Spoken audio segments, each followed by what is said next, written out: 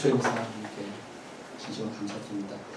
오늘 나눌 말씀은 지난 5월에 베델 한인교회에서 저희 지은에서 사역을 소개하면서 나눴던 말씀인데요.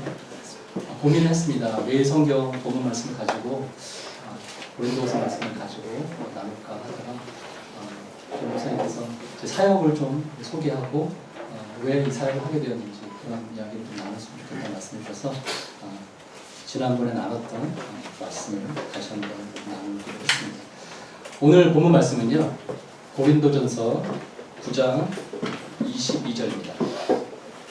고린도전서 9장 22절. 제가 가진 성경으로는 신약 273면에 있습니다. 고린도전서 9장 22절. 그리고 이 핸드아웃 나눠드린 거 있죠? 핸드아웃 꼭 필요한데요. 제가 믿음이 없어서 14장밖에 남습니다. 나눠서 보시면 좋겠습니다. 같이 한번 고린도전서 9장 22절 나눠보도록 하겠습니다. 같이 읽겠습니다. 시작. 약한 자들에게 내가 약한 자와 같이 된 것은 약한 자들을 얻고자 하며 내가 여러 사람에게 여러 것이 된 것은 아무쪼록 몇 사람이라도 구원하고자 함이니. 아멘. 도르트 신조라는 교리가 있습니다. 개혁 교리인데요. 여러 교리 중에 굉장히 잘 만들어진 교리인데 이 도르트 신조를 보면은 믿음에 대해서 이렇게 설명을 잘 해놨거든요. 그 믿음에 대해서 어떻게 설명했는지 핸드아웃에 있습니다. 한번 보시면은 제가 읽고요. 눈으로 한번 따라 읽으시면 좋겠습니다. 믿음을 이렇게 설명하고 있습니다. 믿음은 하나님의 선물이다.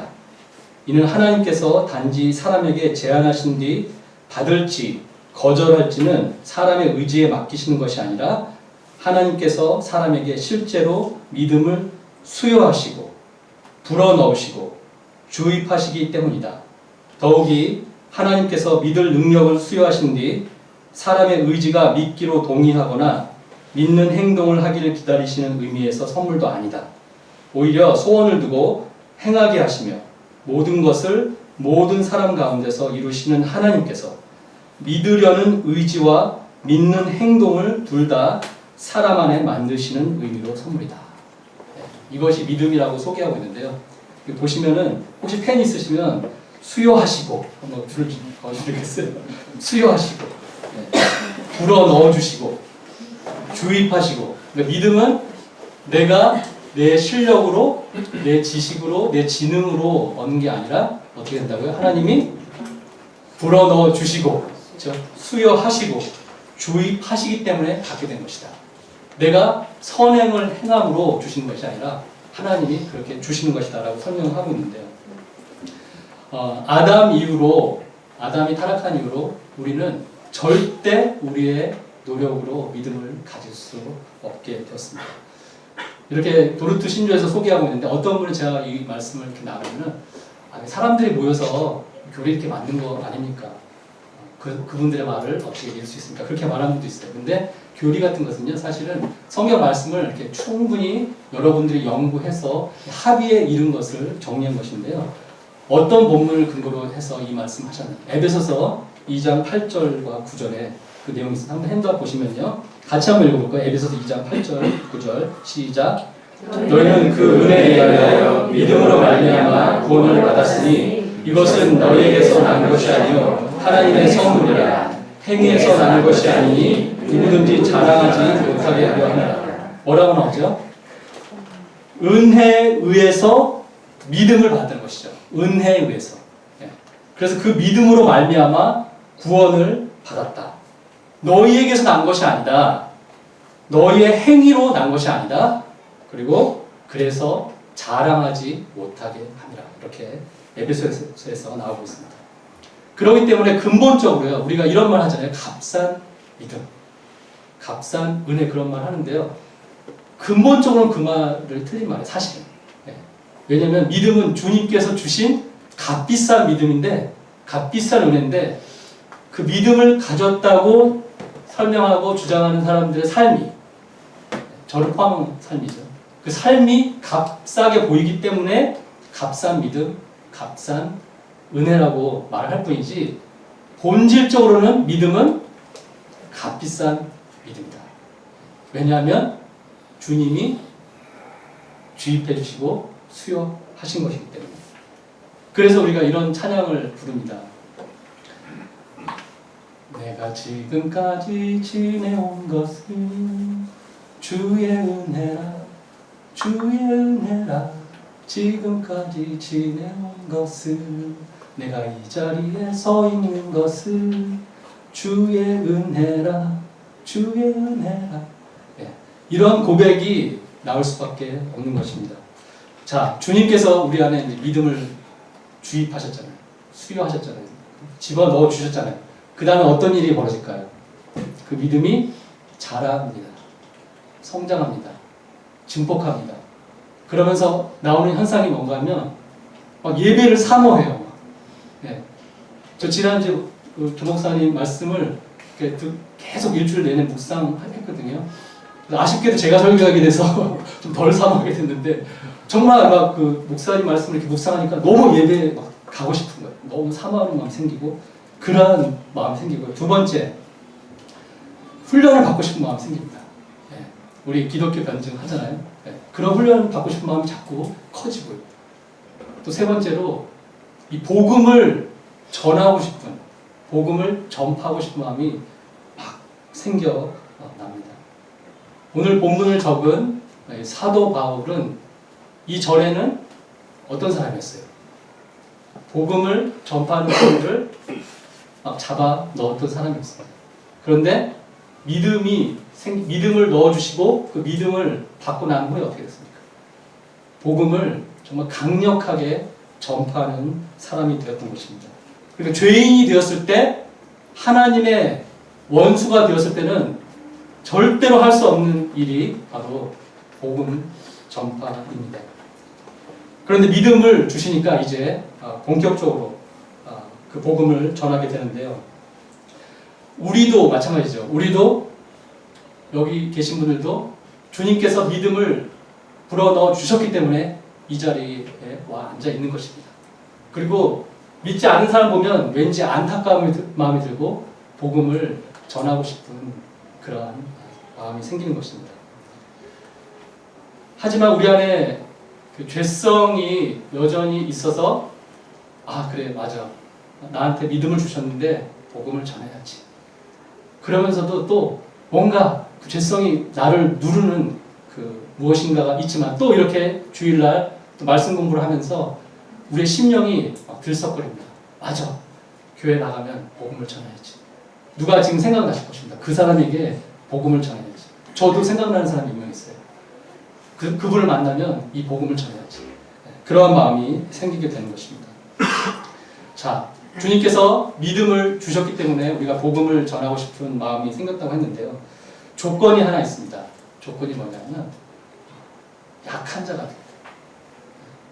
사도 바울도 이전에 강력한 파워가 있을 때는 복음을 전하는 자들을 잡아 넣었는데, 지금 복음을 전하는 자가 자기가 됐더니 오히려 이전의 파워는 사라지고 자신이 약한 자가 되어 있다는 것을 고백하고 있습니다. 9장 22절 다시 한번 제가 읽어보겠습니다. 약한 자들에게 내가 약한 자와 같이 된 것은 약한 자들을 얻고자 합니다. 내가 왜 약하게 되었을까? 사도 바울이 왜 약하게 되었을까? 약한 자들에게 복음을 전하고자 하나님이 그렇게 하셨다는 고백을 하고 있습니다. 저도 2015년에 조 목사님과 같이 섬겼던 베델 한인교회 사임을 하고요. 지금까지 한 1년 6개월 동안 박사학위 논문도 쓰고, 또 지금 여러분이 하고 계시는 그런 온라인 프로그램도 만드는 작업을 했습니다. 그러는 중에 3개월 정도를 제가 한국에 와서 논문 작업을 했거든요. 3개월 동안 논문도 쓰고 많은 분들을 만나고, 또 지금 진행하고 있는 여러 온라인 프로그램을 만들었는데요.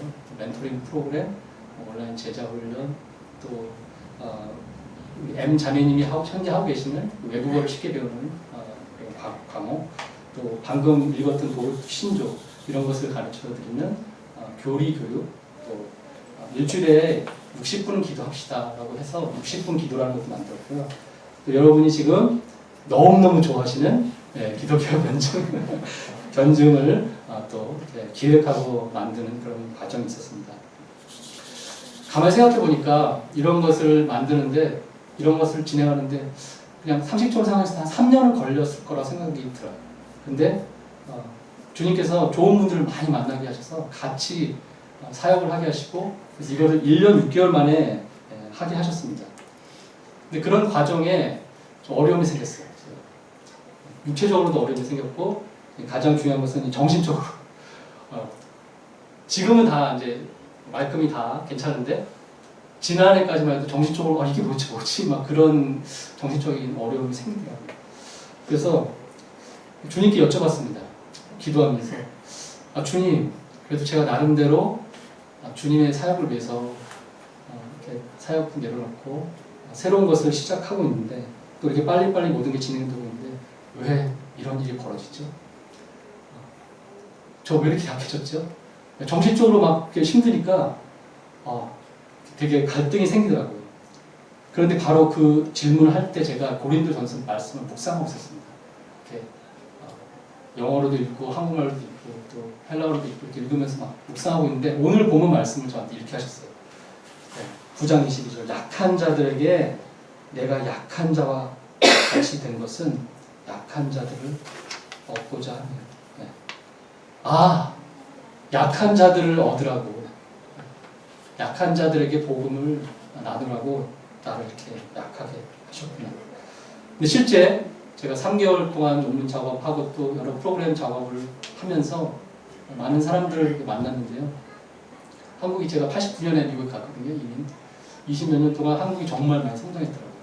경제적으로 많이 성장했고 또 이렇게 모든 삶의 수준도 굉장히 좋아졌고 그리고 이렇게 패션도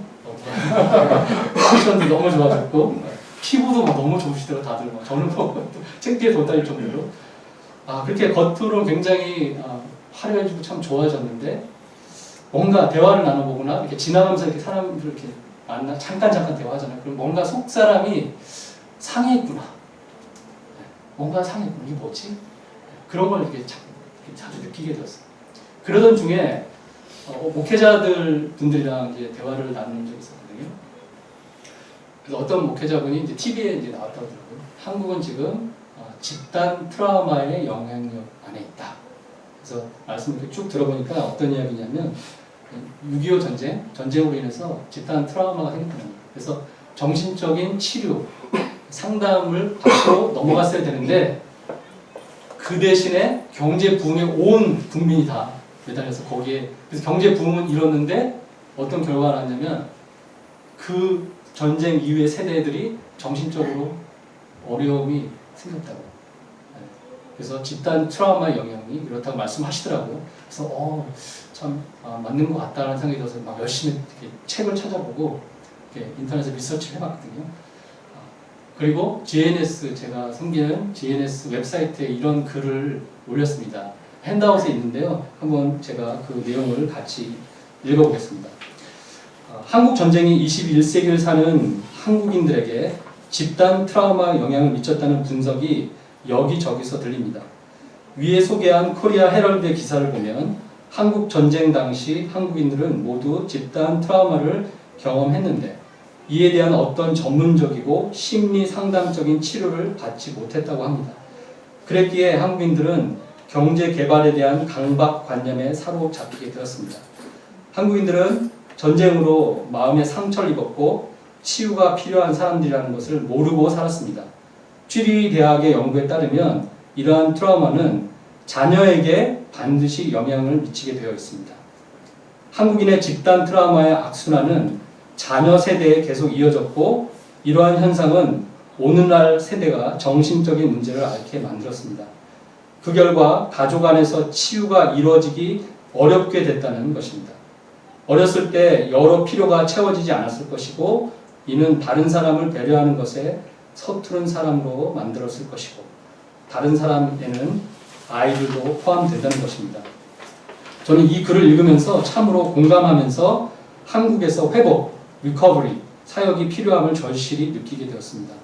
가족 안에서 회복이 불가능에 가깝기에 누군가 도와줘야 하는데 주 안에서 회복을 경험한 크리스천이 회복을 돕는 일에 참여해야 하지 않을까 하는 생각이 듭니다. 왜 저를 약하게 하셨을까 생각이 들었을 때 저는 겉으로는 어떻게 보이실지 모르겠지만 약하게 보이는데 안에는 심지는 되게 굳고 강한 사람이거든요. 근데 막 제가 정신적으로 막 너무 약해지니까 이해는 안 됐지만 또 저같이 약해진 사람들이 이해가 되더라고요. 그래서 그런 분들 만나면 전에는 왜 저렇게 생각하지? 왜 저렇게 약하지? 그랬는데 막 심하게 공감이 되는 거예요. 네. 막 한마음이 되는 것 같고 그래서 저를 약하게 하셨구나. 그런데 저보다 앞선 우리 신앙의 선배 사도 바울의 약함도 그랬다고 생각이 됩니다. 22절 후반부에 보면요. 9장 22절 고린도서 9장 22절 후반부 보면 약해져서 그래서 결론이 뭐냐. 아무쪼록 몇 사람이라도 구원하고자 함이니. 약해져서 몇 사람이라도 건지고 싶다는 그런 고백인데 이런 말씀이 저에게 그런 상황에서 굉장히 위로가 되었습니다. 물론 저의 이 저의 죄된 본성은요 강해지고 싶어요. 솔직히 좀 강력한 마음으로 강력한 상황에서 좀 재성적으로도 막 강력해서 막 독립해서 끌고 가고 싶어요.